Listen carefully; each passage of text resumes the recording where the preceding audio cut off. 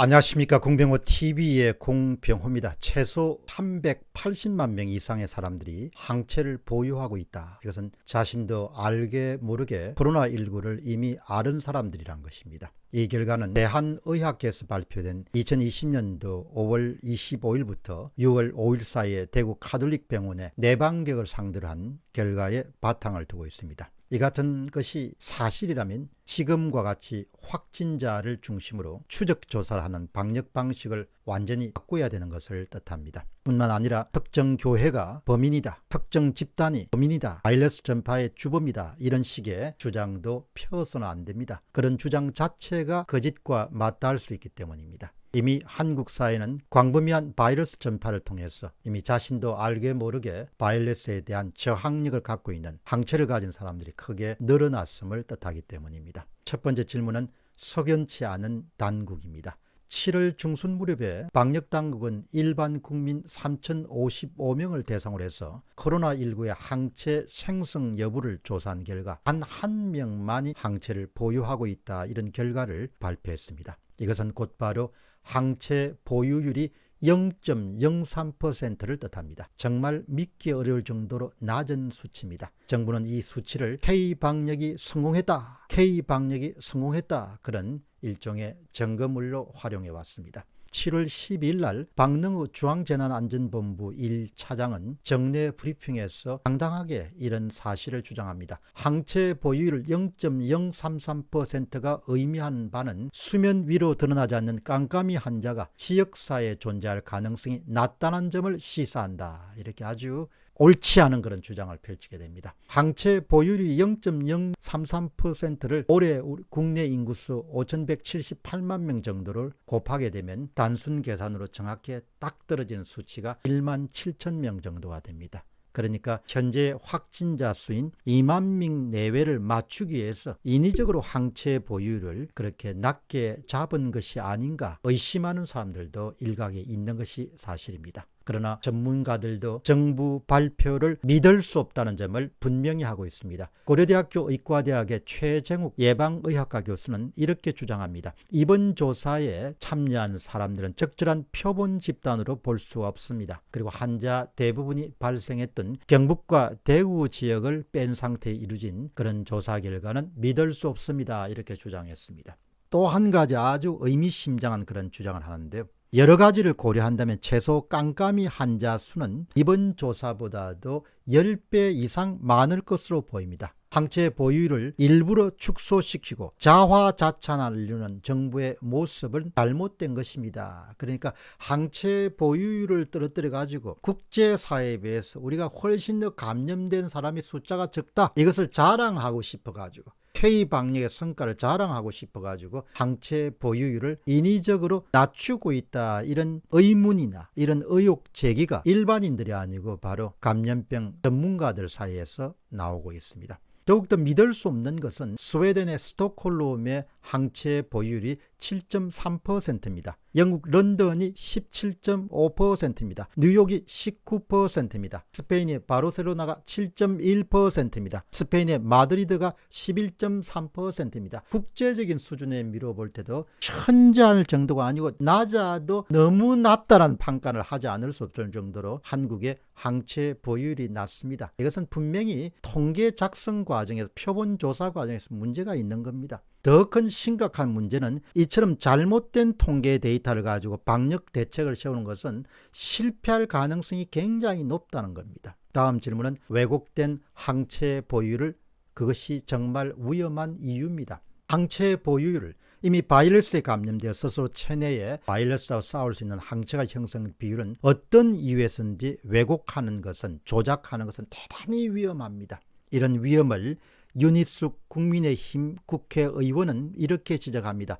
잘못된 데이터를 사용하면 무슨 정치 논리든 뒷받침할 수도 있고 더 심각하게는 국난 대체에 큰 구멍을 방치하게 됩니다. 그러니까 잘못된 항체 보유율이라든지 확진자 수와 같은 그런 통계 데이터를 독점하고 있는 당국자들이 그것을 가지고 자신들의 주장을 정치적 이유나 정치적 목적이나 정치적 이득을 거두기 위해 가지고 그것을 뒷받침할 수 있는 그런 것으로 악용될 수 있다는 것을 윤희숙 국회의원이 지적한 겁니다. 또한 윤 의원은 이렇게도 이야기합니다. 방역과 치료에 정치 논리가 끼어드는 바로 그 순간에 국가에 대한 국민의 신뢰가 무너지게 됩니다. 이 국난을 이겨내기 위해서는 정확한 데이터, 솔직한 데이터, 정직한 데이터에 기반한 정부의 방역 정책, 그에 대한 신뢰를 기반으로 하는 국민의 전폭적인 협조가 절대적으로 필요합니다. 그러니까 모든 중요한 것은 정직과 진실 위에 정책이 있어야 되고 정직과 진실 위에 그리고 제도가 써야 된다는 것이죠. 그 반대로 거짓과 위선 위에 정책이 시행되게 되면 그것은 바로 불신을 받을 수밖에 없고 사회적으로는 큰 재난을 초래할 수 있는 가능성을 윤희숙 국회의원이 지적하는 겁니다. 여러분이 아시다시피 윤희숙 국회의원은 콜롬비아 대학에서 경제학 박사학위를 했습니다. 그러니까 경제학적 시각을 갖고 있기 때문에 숫자나 이런 부분의 중요성을 어느 누구보다도 잘 아는 것이죠.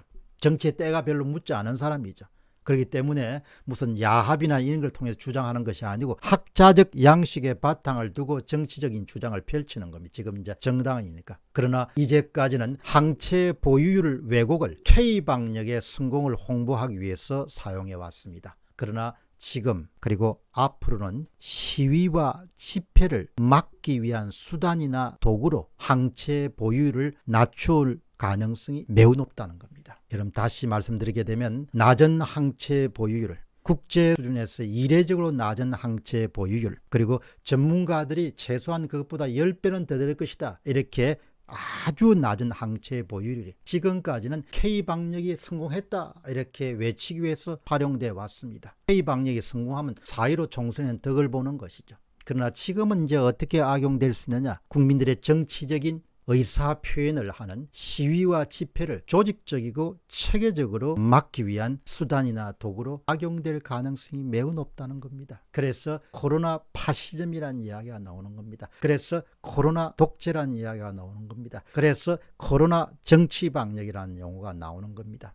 이제부터는 급증하는 확진자 수와 아주 낮은 항체 보유율 이 두 가지의 데이터가 본격적으로 정치적 수단으로 활용되거나 악용될 가능성이 매우 높다는 점을 우리 국민들이 예의주시하고 감시를 해야 될 것입니다. 항체를 보유하는 사람은 최소 380만 명입니다. 그 수치가 400만이 될지 500만이 될지 600만이 될지 1000만이 될지는 아무도 알 수가 없는 겁니다.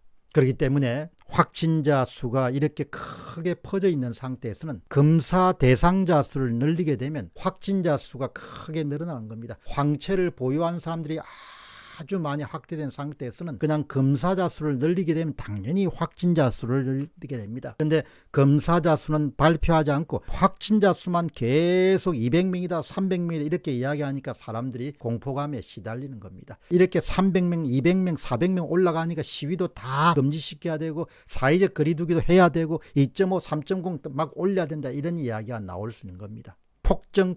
폭정 외치면 사람들이 패닉에 빠집니다. 공포감에 빠집니다. 이것을 이용해서 시위와 집회를 차단시키는 겁니다. 모든 종류의 소모임이니 큰 모임은 다 금지시키는 겁니다. 심각한 문제가 될 수 있는 겁니다. 이미 바이러스가 우리 사회에 널리 확산되었다는 사실을 정부나 방역당국은 받아들일 의향을 갖고 있지 않습니다. 그래서 자신들이 지금까지 해왔던 검사자 수를 늘려가지고 확진자 수를 늘린 다음에 그 확진자 수 가운데 특히 특정 집회에 참가했거나 특정 교회에 관련이 있는 사람들은 더 집중적으로 그 확진자 수를 개발해가지고 대내적으로 홍보를 하는 겁니다. 봐라 폭정 이 사람들이 문제다 이렇게 이야기하는 거죠. 그게 보이는 거죠. 9월 4일 날 정은경 방역대책본부장은 이렇게 주구정합니다. 지금 감염 규모는 일상을 회복하기에 아직 위험이 크다. 유행을 확실히 통제하지 않으면 높은 전파율 때문에 언제든지 기하급수적인 급증이 나타날 수 있기 때문에 사회적 거리두기와 추적 조사로 지역 감염의 연결고리를 확실히 차단하는 것이 필요하다. 지역 감염의 연결 이미 지역에 많이 퍼져서 그 항체 보유율이 상당히 높은 상태라면 이야기가 달라질 수 있죠. 이 같은 입장을 계속 고수하게 되면 경제에 미치는 타격도 아주 크겠지만 동시에 정치적 효과도 극대화할 수 있을 것입니다. 그렇게 해서 3.1절을 무산시켰고 3.1절 시위를 그렇게 해서 8.25 집회를 완전히 나쁜 놈들의 집회로 몰아넣었고, 그리고 이제 앞으로 예상되는 10월 3일 날 전절 시위를 막기 위해서도 2주 전, 한 주 전간부터 시작해서 또다시 확진자 수가 폭증하고 있다.